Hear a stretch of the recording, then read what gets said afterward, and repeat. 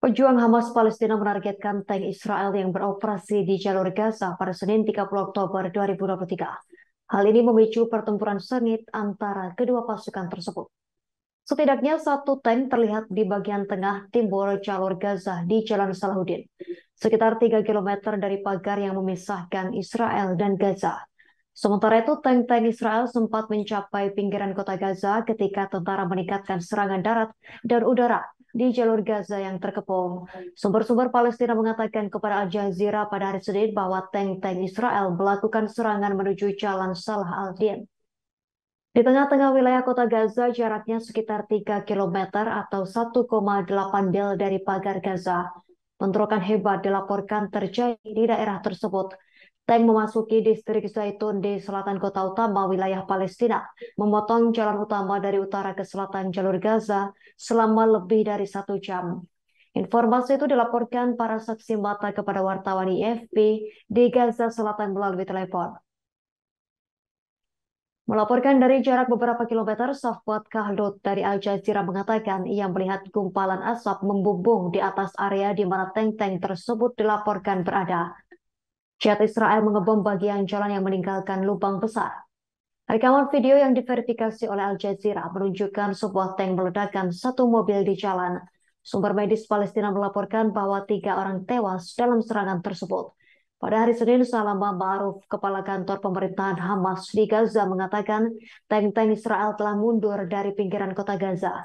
Tank-tank tersebut bertahan selama lebih dari 1 jam dan mobil-mobil segera kembali ke jalan raya, melaju ke tepi jalan di mana terdapat kawah yang membuat jalan tak dapat digunakan. Sejak Jumat, pasukan Israel telah meningkatkan serangan darat mereka sebagai bagian dari respons militer terhadap serangan Hamas pada 7 Oktober, yang menurut para pejabat Israel menewaskan 1.400 orang, sebagian besar warga sipil dan 239 orang lainnya ditawan.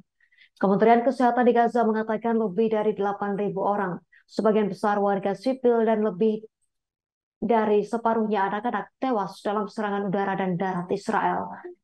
Sementara itu, pada hari Senin, tentara Israel mengatakan mereka telah menyerang lebih dari 600 sasaran dalam 24 jam, naik dari 450 sasaran pada hari sebelumnya dalam salah satu hari paling intens dalam konflik tersebut. Israel beberapa kesempatan telah memperingatkan 1,1 juta orang yang tinggal di Gaza Utara, termasuk kota Gaza, untuk menuju ke selatan guna menghindari serangan misi mereka untuk menghancurkan Hamas, kelompok yang menguasai wilayah kantong Palestina yang terkepung. Namun pengeboman terus berlanjut dan warga mengatakan tak ada jalur aman untuk mengungsi. Meskipun sejumlah besar orang telah meninggalkan wilayahnya tersebut dalam beberapa pekan terakhir, puluhan ribu lainnya diyakini masih berada di zona tersebut. Tentara Israel mengatakan pasukannya membunuh lusinan pejuang Hamas dalam bentrokan semalam dan mengatakan mereka telah membrigade diri di dalam gedung dan terowongan dan berusaha menyerang pasukan.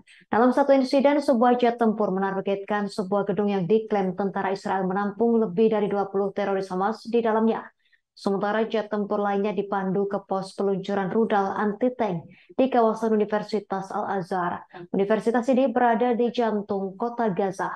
Militer Israel juga mengatakan pihaknya menyerang depot senjata, puluhan posisi peluncuran rudal anti-tank, serta tempat persembunyian dan tempat pementasan yang digunakan oleh organisasi Hamas.